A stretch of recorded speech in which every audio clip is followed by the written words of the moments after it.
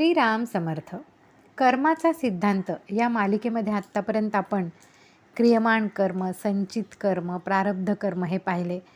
तसेच पाप आणि पुण्य याचा गवगवा केल्यानंतर ते कसं हवेत विरून जातं ते पाहिलं. तसंच प्रारब्ध कर्म योग्य फळ दिल्याशिवाय शांत होत नाही, त्यासाठी ते आपला कित्येक जन्म पाठपुरावा करतं. तसंच आपलं कित्येक जन्माचं संचित कर्म हे अक्षरशः डोंगरा एवढं असतं, याची आपल्याला कल्पनाही नसते. इथपर्यंत आपण पाहिलं. आता पुढील विषय आहे धार्मिकांवर संकटे तर अधार्मिकांची चंगळ. हे सर्व आपण हिराबाई ठक्कर यांच्या पुस्तकामधून पाहत आहोत. कर्माचा एक अटळ सिद्धांत असा की जे पेराल तेच उगवेल, जसे कराल तसेच भराल. परंतु प्रत्यक्ष व्यवहारात आपला अनुभव असा की जो माणूस न्याय, नीती, धर्माने वागत असतो त्याला जीवनात खूप दुःखे भोगावी लागतात. उलट अधर्म, अनीतीने वागणारे, काळा बाजार आणि तस्करी करणारे जीवनात मौज मजा करीत असतात. गाडी, बंगला इत्यादी सर्व तऱ्हेच्या सुखसोयी यांची त्यांच्या जीवनात रेलचेल असते. हे सतत पाहिले की परमेश्वरावरील आपली श्रद्धा डळमळू लागते व वाटते की कर्म सिद्धांत ही एक भ्रामक कल्पना आहे आणि म्हणून आपणही अनीती अथवा अन्य अधर्माने पैसे मिळवण्यास प्रेरित होतो. परंतु आपला हा फार मोठा गैरसमज आहे. नेहमी पुण्याचे फळ सुख व पापाचे फळ दुःखच असते. असे असता काही वेळा पाप करणारा माणूस आपल्याला सुख समृद्धीत वावरताना दिसतो. ते त्याच्या सांप्रतच्या पापकर्माचे फळ नसून त्याने पूर्वी केलेली काही पुण्यकर्मे त्याच्या संचितात जमा असतात. ती आता परिपक्व होऊन सांप्रत त्याला सुखरूपी फळे देत असतात. आणि सध्या तो करीत असलेली पापकर्मे त्याच्या पूर्वपुण्याईचा जोर असल्याकारणे फळ दिल्याविना त्याच्या संचितात जमा होऊन राहतात आणि पूर्वपुण्याईचा जोर ओसरताच प्रारब्ध बनून त्याच्यासमोर उभी ठाकतात. पूर्वपुण्याईचा जोर असेपर्यंत पापकर्म माणसाला आपला प्रभाव दाखवू शकत नाहीत.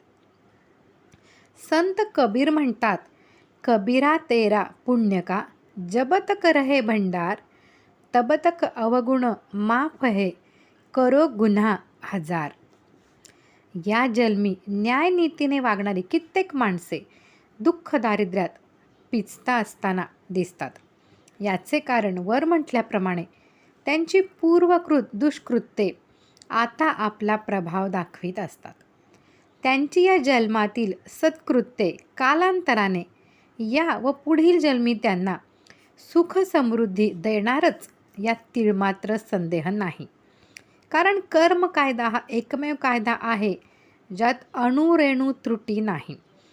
म्हणून प्रत्येकाने वर म्हटल्याप्रमाणे जगात काही तत्कालिक विपरीत असे प्रत्ययाला आले तरी कर्मसिद्धांत कायद्यावर आपला 100% विश्वास ठेवावा आणि निर्धारपूर्वक न्यायनीतीचा, सच्चाईचा राजमार्ग स्वप्नातही सोडू नये.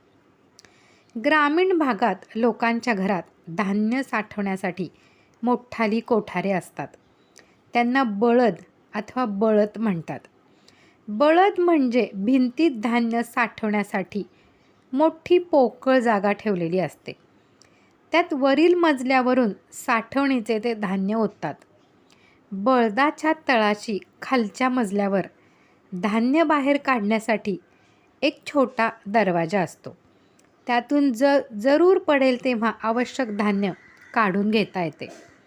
समजा एखाद्या शेतकऱ्याने ह्या धान्य कोठारात उत्कृष्ट समजले जाणारे धान्य, जे गहू, उत्कृष्ट कर्माचे पुण्याने त्याने भरलेले आहे, आणि दुसऱ्या एखाद्या शेतकऱ्याने हलक्या प्रतीचे समजल्या जाणारे बाजरी अथवा नाचणीचे निकृष्ट कर्माने, पापकर्माने भरलेले आहे.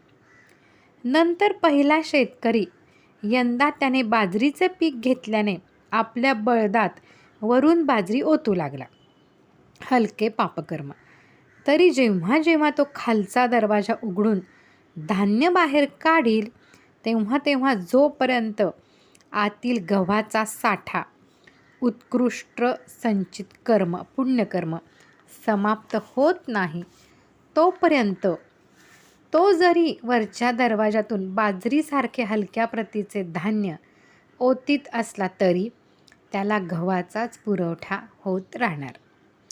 या उलट ज्या दुसऱ्या शेतकऱ्याने बळदीमध्ये नाचणीचे निकृष्ट संचिताचे पापकर्माने भरलेले आहे, पण यंदाचे हंगामात त्याने गव्हाचे पीक घेतले आणि आता तो बळदामध्ये वरील बाजूने गहू साठवू लागला.